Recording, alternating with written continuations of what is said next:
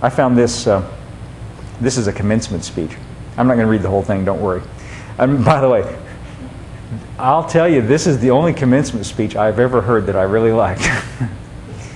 And I got to give you a little disclaimer. This is a commencement speech I found on, you know how YouTube on the internet works, people send all these different things. I just happened to cross it, came to find it on YouTube. Well, actually somebody suggested it to me. It's by a man who, he's not alive anymore. Unfortunately, he's no longer living. He was an author. He, as far as I know, doesn't claim to be, he's not a Christian author, just a writer. And he was giving this commencement speech, and I just want to give you this warning or this disclaimer. If you go look for this, he doesn't claim, this man doesn't claim to be a Christian. He uses some profanity every now and then, and I'm sorry to say that, but he has some pretty profound thoughts here. And again, I hope that doesn't spoil it for you, but I'm not going to tell you any bad words. I took those out. And they're mild, you know, just mild things, that stuff you'd hear on television, but still, nevertheless. This is not a man even professing to be a Christian, but he had a very profound thought talking about almost the very thing I'm talking to you right now. And I just want to read a little bit of this because I thought this is the best example of what I'm saying to you today that I've ever come across. His name is David Foster Wallace, if you want to know his name. Okay, here's what I'm jumping in the middle of his commencement speech. Let's say it's an average day. Oh, and by the way, he's talking to graduates in 2005 at a college called Kenyon College, and he's warning them that life is going to be a challenge, and he's trying to challenge them to control the way they think. Which that's why I thought of this when we were talking today. Let's say it's an average day. You get up in the morning, you go to your challenging job, and you work hard for 8 or 10 hours, and at the end of the day you're tired and somewhat stressed, and all you want to do is go home and have a good supper and maybe unwind for an hour, and then hit the sack early because, of course, you have to get up the next day and do it all again. But then you remember there's no food at home. You haven't had time to shop this week because of your challenging job. So now, after you work, you have to get in your car and drive to the supermarket. It's the end of the workday, and the traffic is apt to be very bad. So getting to the store takes way longer than it should, and when you finally get there, the supermarket is very crowded because, of course, it's the time of day when all the other people with jobs are trying to squeeze in some grocery shopping. And it's pretty much the last place you want to be, but you can't just get in and get out quickly. You have to wander all over this huge overlit store and its confusing aisles just to find the stuff you want, and you have to maneuver your junky cart through all these other tired, hurried people with carts, and eventually you get all your supplies, except now it turns out there aren't enough checkout lanes open. This is very true to life, isn't it? There aren't enough checkout lanes open, even though it's the end of the day rush. So the checkout line is incredibly long, which is stupid and infuriating.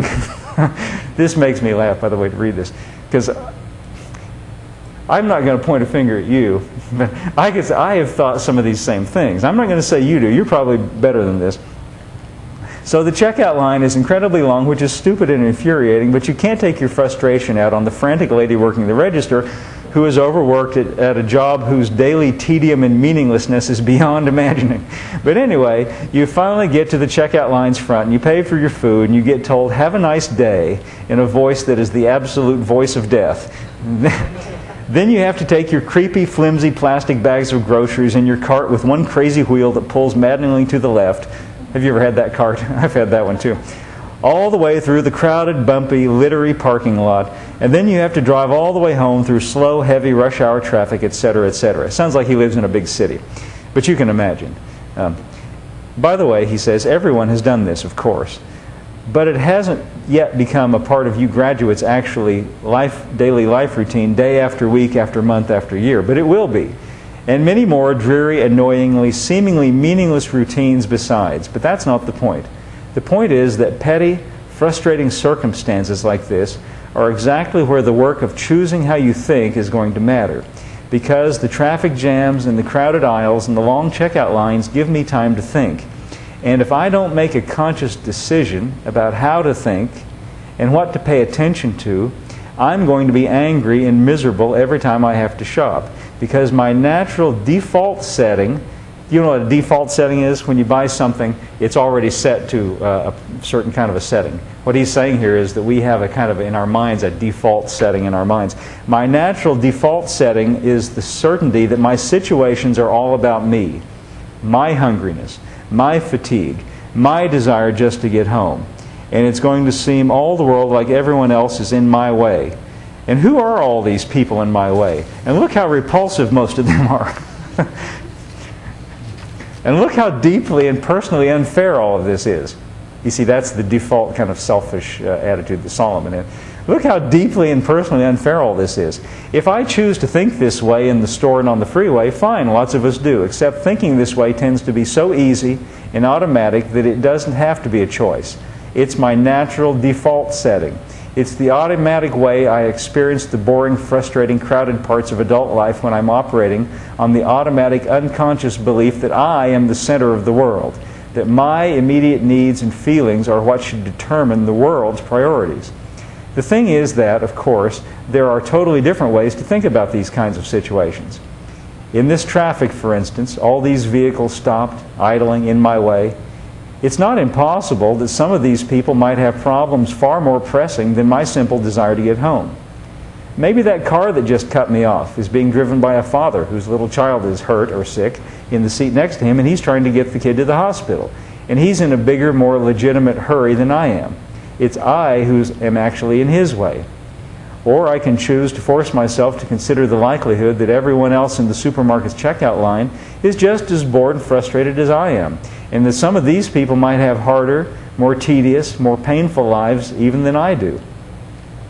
Please don't think I'm giving you moral advice, or that I'm saying that anyone expects you to automatically think this way, because it's hard. It takes will and effort. It just depends on what you want to consider. If you're automatically sure that you know what reality is and you're operating on your default setting, then you, like me, probably won't consider these possibilities because they're annoying and miserable. But if you really learn how to pay attention, then you will know that there are other options.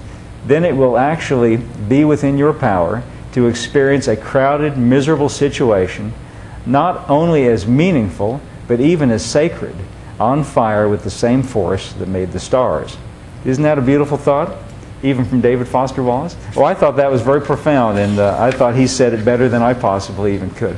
And I'll tell you something, after I heard him make this speech, and the reason I went to all the trouble to get this transcript for you, that really affected me, you know, and when I'm tempted to get upset about somebody in traffic or, you know, or some kind of situation like that, you know, I kind of stop and think, you know, maybe that person's got more problems than I do, you know. Well, what that is you're looking, you're not just seeing it from my point of view, you're doing what Jesus did and projecting yourself into the position of that other person and loving them ahead of yourself. Let's all stand up today.